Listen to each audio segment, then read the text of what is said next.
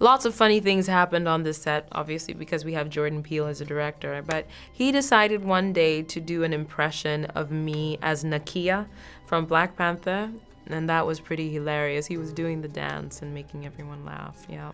I just remember when Lupita was Red, I would go into her dressing room and she would just be like sitting there like, and I'd be like, I have to like give her like notes or something.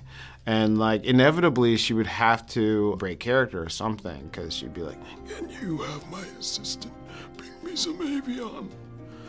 So that dynamic was like both terrifying and funny. You know, she wouldn't speak when she was on set as that character. She wasn't practicing, she wasn't rehearsing. She was, like I said, she would sort of retreat and just stay in this state. You know, she went there. Funniest moment was, working on the scene with the baseball bat and like coming out and playing and Jordan like doubling over in his seat, just like laughing and the crew guys laughing at like what I was doing. So showing like having people who come from a sketch comedy background really loving what you're doing funny-wise is great. I did a lot of like push-ups and working out in between takes because that's being physical with my roles is a big way into the character for me. I think throughout the movie I've got references to other movies, both literal references and in the Jaws t-shirts of them all, but there's also moments that I'm sort of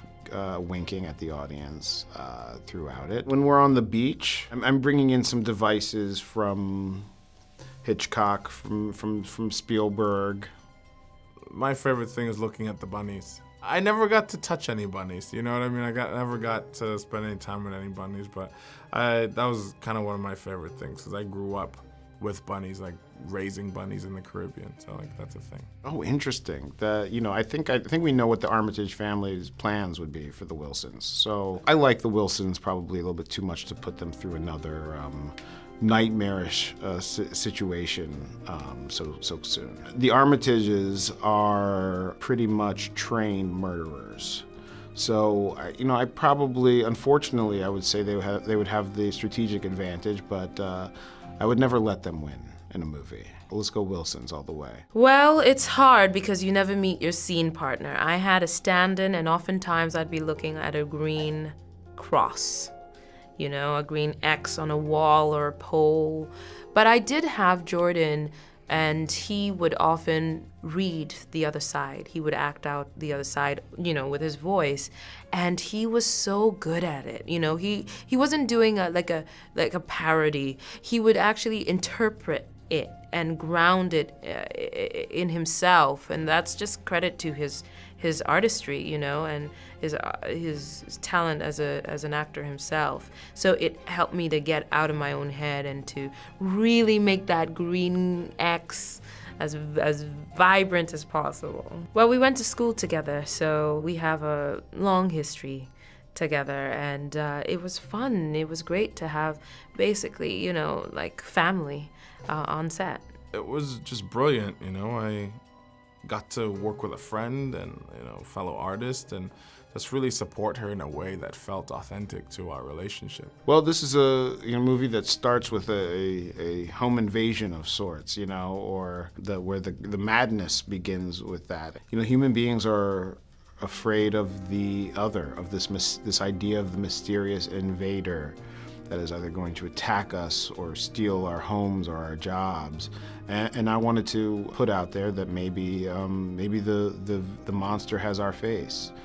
Maybe we are our own worst enemy. I didn't understand this film the first time I read it. I understood, I could tell, the monster story, the surface story of these invaders coming in and everything going to hell from there. I got that, but I could tell from the first reading that I was gonna need to basically study in order to get all the layers, and the first point for my research was Jordan himself. I loved it. I thought it was really refreshing and cool and bold and daring. I was reading like 7 to 10 scripts a week at that time, and it was just the most bold script that I was like, this is really very original, So I wanted to be a part of everything that came out of that.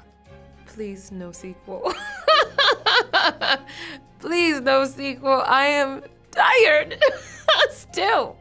from playing these two roles. I mean, I loved it, but you know, one and done, one and done. I don't know. I feel like it's such a crazy movie. I don't know where the Wilsons would go.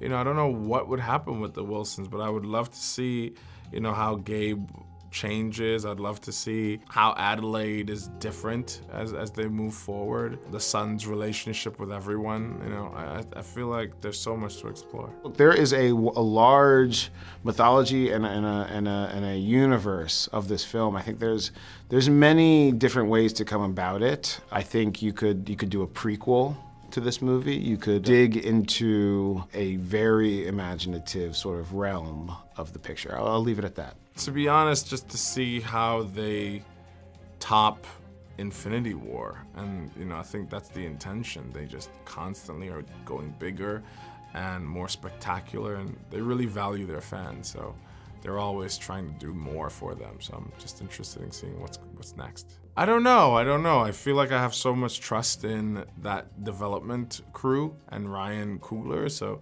I'm gonna go with whatever comes, you know. I'm excited. I would like her to be queen.